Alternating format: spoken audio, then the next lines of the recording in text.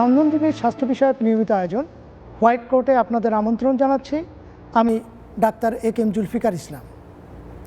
Hypertension বা উচ্চ রক্তচাপ একটি অত্যন্ত জরুরি শারীরিক সমস্যা, যার কারণে শরীরের হার্ট, লাং, কিডনি সহ অন্যান্য উল্লেখযোগ্য অঙ্গ প্রত্যঙ্গ ক্ষতিগ্রস্ত হতে পারে। সমগ্র বিশ্বে প্রায় 1.13 বিলিয়ন মানুষ এই রোগে ভুগছে, যার 2/3 বাস করে নিম্ন অথবা মধ্য আয়ের দেশগুলোতে। এটিকে অপ্রাপ্তবয়স্ক শিশু মৃত্যুর এবং ডিসএবিলিটি বা পঙ্গুত্বের অন্যতম কারণ হিসাবে বিবেচনা করা হয়। শুধু কানাডাতে প্রতি 4 জনের মাঝে 1 জন উচ্চ রক্তচাপে ভুগছেন। দর্শক, আমাদের আজকের বিষয়বস্তু উচ্চ রক্তচাপ এবং আমাদের করণীয়। এই বিষয়ে আলোচনার জন্য আমাদের মাঝে উপস্থিত রয়েছেন ম্যাকমাস্টার ইউনিভার্সিটির মেডিসিন বিভাগের সহকারী অধ্যাপক এবং সেন্ট ক্যাথরিন জেনারেল হসপিটাল নাইগ্রায় কর্মরত internal medicine specialist doctor Masrur Rahman. Doctor Masrur Rahman, Nandan TV স্টুডিওতে আপনাকে স্বাগত জানাচ্ছি। কেমন আছেন আপনি? জি, ভালো আছি। আমাকে নন্দন টিভিতে আমন্ত্রণ জানানোর জন্য অশেষ ধন্যবাদ।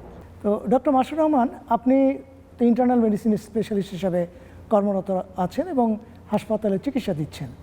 সাধারণত কি কি রোগের লক্ষণ নিয়ে রোগীরা সাধারণত আপনার শরণাপন্ন হয়? তো আমরা যদি ক্লিনিক্যাল মেডিসিনকে বিভিন্ন ভাগে ভাগ করি, যেমন সার্জারি, মেডিসিন, সাইকিয়াট্রি, রেডিওলজি, তো ইন্টারনাল মেডিসিন হচ্ছে আমাদের দেহের ভিতরে যত অঙ্গ প্রত্যঙ্গ আছে সবগুলি রোগের প্রতিরোধ এবং চিকিৎসা নিয়ে তার সন্নিভুক্ত। এবং আমার স্পেশালিটিতে আমরা বিভিন্ন ধরনের সব রোগ বিয়োগ দেখি, যেটা আপনার ইন্টারনাল অর্গানসকে এফেক্ট করে। যেমন আপনার ব্রেন বলেন, হার্ট বলেন, লাংস বলেন, যত রোগ ব্যাধি আছে, hypertension, diabetes, infection, Covid, bacterial infection, এই সব রোগ ব্যাধি নিয়ে আমরা ডিল করি। বিশেষগতভাবে যেসব রোগীদের হসপিটালে ভর্তি হওয়া লাগে সেই রোগীদের আমরা বেশি দেখি। ধন্যবাদ আপনাকে। তো আপনি এখানে উল্লেখ করেছেন যে হাইপারটেনশন, আপনার দেখা রোগীর ভিতরে হাইপারটেনশন নিয়ে অনেকে বা উচ্চ রক্তচাপ নিয়ে অনেকে আসে। তো এই হাইপারটেনশন বা উচ্চ রক্তচাপের এই উপসর্গ নিয়ে কোনো কি স্ট্যাটিস্টিক আছে? আমি বলতে চাচ্ছি যে নর্থ আমেরিকা বা সমস্ত বিশ্বে এই হাইপারটেনসিভ রোগীর স্ট্যাটিস্টিকটা কেমন? তো হাইপারটেনশন আমাদের বিশ্বের বলতে গেলে আমি বলবো সবচেয়ে প্রেভেলেন্ট একটা ডিজিজ। কারণ আপনি যেটা বলেছেন, পুরা বিশ্বের 8 বিলিয়ন লোকের জনসংখ্যার মাঝখানে 1.4 বিলিয়ন মানুষের হাইপারটেনশন আছে অথবা উচ্চ রক্তচাপ আছে। এবং এটার 46% রোগী তারা জানেন না যে তাদের হাইপারটেনশন আছে। এই কারণে হাইপারটেনশনকে বলা হয় সাইলেন্ট কিলার। এবং নর্থ আমেরিকার পার্সপেক্টিভে দেখতে গেলে আপনি দেখবেন যে এখানকার লাইফস্টাইল, ডায়েটের কারণে অনেক সময় হাইপারটেনশন আনডায়াগনোজড অবস্থায় থাকে এবং এখানকার জনসংখ্যার প্রায় 25% বা 30% আপনি যদি আমেরিকার কথাও চিন্তা করেন, তাদের মধ্যে হাইপারটেনশন প্রেভেলেন্ট আছে। আজকের বিষয়বস্তু যেহেতু হাইপারটেনশন বা উচ্চ রক্তচাপ, স্বাভাবিকভাবে প্রথম প্রশ্নই যেটা চলে আসে সেটা হচ্ছে যে উচ্চ রক্তচাপ বলতে আসলে আমরা কী বুঝি। এবং প্রায়শ আমরা শুনে থাকব সাধারণ মানুষের কাছে যে high blood pressure, low blood pressure, এই টার্মগুলো। তো একজন স্পেশালিস্ট হিসেবে আপনি এই টার্মগুলোকে কিভাবে, এটার তাৎপর্য কী, এটা কী বোঝায়? তো আমি এই হাইপারটেনশনের যে ডেফিনিশন যেটা বলতে যাচ্ছেন, এটা আমি খুব একটা বেসিক লেভেল থেকে শুরু করতে চাই এবং আমাদের দর্শকবৃন্দকে বোঝাতে চাচ্ছি যে আমাদের যে হৃৎপিণ্ড আছে সেই হৃৎপিণ্ডে একটা পাম্প, এই পাম্পটা যখন পাম্প করে, যখন কন্ট্রাকশন ফেজ যেটা আমরা বলি, সেটাতে আমাদের প্রত্যেকটা কোষের কাছে রক্ত পৌঁছে যায়। এবং এই যে পাম্পিং ফেজ, এটাকে আমরা বলি সিস্টলিক ব্লাড প্রেশার। তারপর আমাদের হৃৎপিণ্ডটা একটু রিল্যাক্স করে, ওটাকে আমরা বলি ডায়াস্টলিক ব্লাড প্রেশার। আমরা যখন ব্লাড প্রেশার নাম্বারটা বলি, এই সিস্টলিক ব্লাড প্রেশার হচ্ছে যখন হৃৎপিণ্ড কন্ট্রাক্টেড ফেজে পাম্প করে, এবং ডায়াস্টলিক ব্লাড প্রেশার হচ্ছে যখন আমাদের হৃৎপিণ্ড রিল্যাক্স করে। সো হাইপারটেনশনের ডেফিনিশন হলো যে কোনো ব্যক্তির সিস্টলিক ব্লাড প্রেশার 140-এর বেশি এবং ডায়াস্টলিক ব্লাড প্রেশার 80-র বেশি। এই 140-80 আমরা মেজার করি মিলিমিটার অফ মার্কিউরি হিসাবে। একজন নর্মাল অ্যাভারেজ লোকের ক্ষেত্রে তাদের ব্লাড প্রেশার হওয়া উচিত 120 এবং 80-র নিচে। যখনই আমরা দেখি রিপিটেডলি তাদের ব্লাড প্রেশার 140 এবং 80-র বেশি, তখন আমরা বলতে পারি যে তাদের হাইপারটেনশন আছে।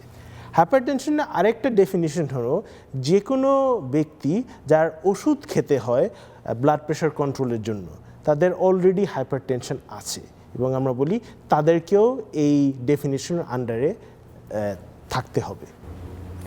সেক্ষেত্রে আমি যেটা উল্লেখ করেছিলাম যে লো ব্লাড প্রেশার, তো লো ব্লাড প্রেশার কখন আমরা বলবো? তো আসলে আমাদের একজন ব্যক্তির ক্ষেত্রে ব্লাড প্রেশার অনেকটা ভ্যারি করে। তো লো ব্লাড প্রেশার আমরা বলতে পারি যে যখন ওই উপরের নাম্বারটা 90-এর নিচে চলে যায় এবং নিচের নাম্বারটা 60-এর নিচে চলে যায়। আমাদের মধ্যে অনেক ব্যক্তি আছে যাদের ব্লাড প্রেশার এমনি নর্মালি একটু কম থাকে, 90-এর এবং 60-এর মধ্যে থাকে। সেটা কিন্তু কোনো আশ্চর্য বা খুব ক্ষতিপূর্ণ কিছু হতে পারে, সেটা ঠিক না। কিন্তু ধরেন একজন ব্যক্তি যার ব্লাড প্রেশার নর্মালি 120, 140 থাকে, হঠাৎ করে তার ব্লাড প্রেশার 90 হয়ে গেল, তার জন্য ওই ক্ষেত্রে তার লো ব্লাড প্রেশার আছে। এর জন্য এটা ব্যক্তিগতভাবে আমাদের ব্লাড প্রেশার দেখতে হবে কার লো ব্লাড প্রেশার আছে এবং কার উচ্চ রক্তচাপ আছে। এই উচ্চ রক্তচাপের যে লক্ষণগুলো, সেগুলো আপনার প্র্যাকটিসের ক্ষেত্রে এগুলোর প্রেজেন্টেশন কেমন? তো মনে রাখবেন যে আমি আগে বলেছি যে উচ্চ রক্তচাপ পুরা পৃথিবীব্যাপী একটা সাইলেন্ট কিলার।